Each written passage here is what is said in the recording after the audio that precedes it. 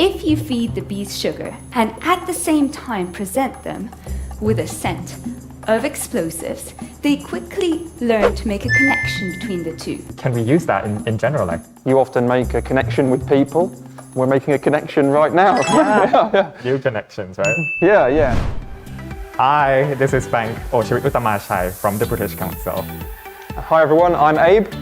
And we're here at the Learn English with Fame Lab, where you'll get to learn interesting English from 3-minute science presentation or Fame Lab.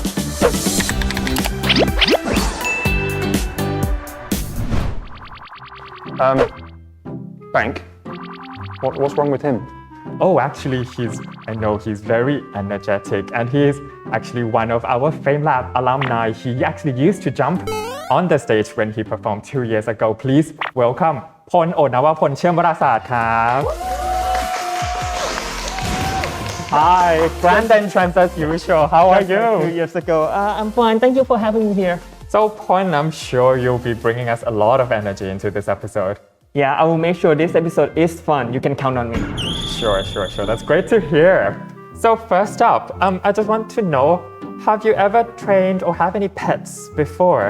I have trained my Pokemon. I'm a Pokemon trainer and I'm gonna catch them all. Right. Very ambitious of you, but unfortunately we're not gonna be talking about this. For this episode, we'll be getting to know more about how we can train bees. Bees? Train bees for what?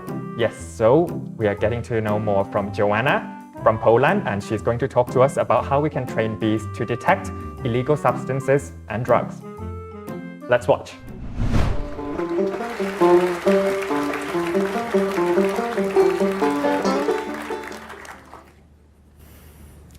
Terrorists, drug lords, who can fight them? The humble honeybee. Weapon of choice, a phenomenal sense of smell. Bees use that sense of smell to find flowers to feed on, but it can be useful for us too. In fact, bees can be trained to sniff out drugs and explosives. Abe, I think we have a very nice start here. So bees can sniff out, right? Sniff out bombs and explosive. Can you explain that a little bit more? Yeah, so as you know, we all have a nose and we use that to sniff. And that's because they have, if I catch it correctly, a phenomenal sense of smell. Yeah, she said that bees have an amazing sense of smell. So phenomenal is like amazing. She's talking about how good or how strong their sense of smell is. Okay. But how do you train a bee? Bees like sugar, and if they sense it, they stick out their tongues. I bet most of you didn't know that bees have tongues, but they do. Now, if you feed the bees sugar and at the same time present them with a scent of explosives, they quickly learn to make a connection between the two. So you also mentioned an interesting word, make a connection. Could you elaborate more? Can we use that in general?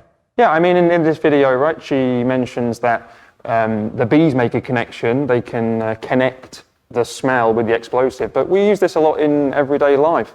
With people, you often make a connection with people. We're making a connection right now. Yeah. New connections, right? Yeah. And then you can have a connection after that. Okay.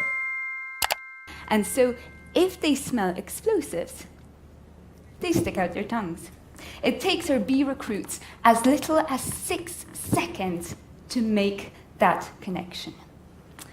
Okay, so now we have bees that poke their tongues out when they smell illegal substances. But it's not exactly convenient to look out for the tongues of each individual bee. What we do instead is we immobilize our bee in a teeny box. Okay, so I heard the word immobilize. Can you explain more about this? I mean, sure, immobilize comes from the word mobile. Mobile phone? Not like mobile phone, no. More like to be mobile, to be able to move. So immobilize means you can't move. Oh. Right, I see. Yeah. Okay. With a ray of infrared light underneath its mouth parts. So when the tongue is extended, the beam is broken. And a response is registered electronically, so we can see it on the computer screen. Now imagine an army of 40 or so sniffer bees, some trained for recognizing cocaine, some for heroin, some for Semtex, etc.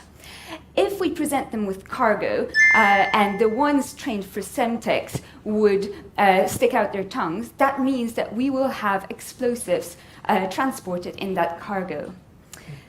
Now, because bees are fast learners and because they're cheap to maintain, we can actually train an entire squadron at the same time.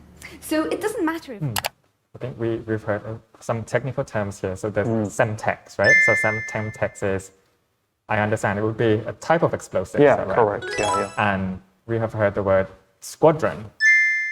So we've heard the word army and squadron. What does squadron here mean? How is it different? I mean, these bees, right, they have a mission. They have something to achieve. We use squadron often for a group of people. It's often used in the military. So the military, we have an army of bees, and their mission is to seek out the Semtex or seek out the explosive. Right. So a more clear objective. Yeah, exactly. I see. Yeah. It doesn't matter if one bee is having a bad day, because there are still others that will produce a reliable result. That would not be possible with sniffer dogs, who are costly, quite slow learners, and actually their sense of smell is a bit weaker than that of the honeybee. Now, if you're concerned about bee welfare, rest assured, we don't want to hurt our bees. The boxes that they sit in are actually mimicking the shape of the honeycomb, and after 2 days military service, our bees return to a civilian hive where they can focus on what they do best, pollinating. And that is About the bee welfare, is that right? So what is welfare in this case? Are they well? Something related to that? Yeah, exactly. It's super important. Obviously, nobody wants to harm the bees when they are using them. So she mentions they have a good welfare, or they take care of their welfare. It means the bees are looked after. Or Right. And I believe there are no bees who were harmed in this presentation also, right? That's very great to hear. We're concerned. And I think another word that piques me is mimicking.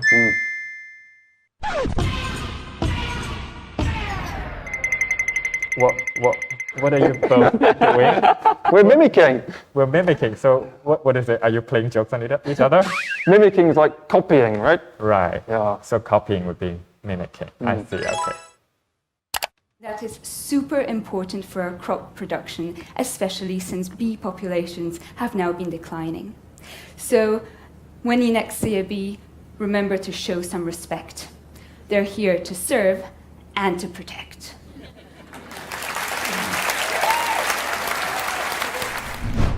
Okay. Pon, what do you think about this performance? Oh, I really like this presentation because in the first sentence, the introduction, she intro something like, okay, it's going to be something really serious. And then she changed that into bees, which is a little bit contradiction, and it really grabs my attention. And then I really understand what she is trying to explain about science. There are no science term that is too hard for me to understand, and yeah, she's doing really well in this science presentation, communication.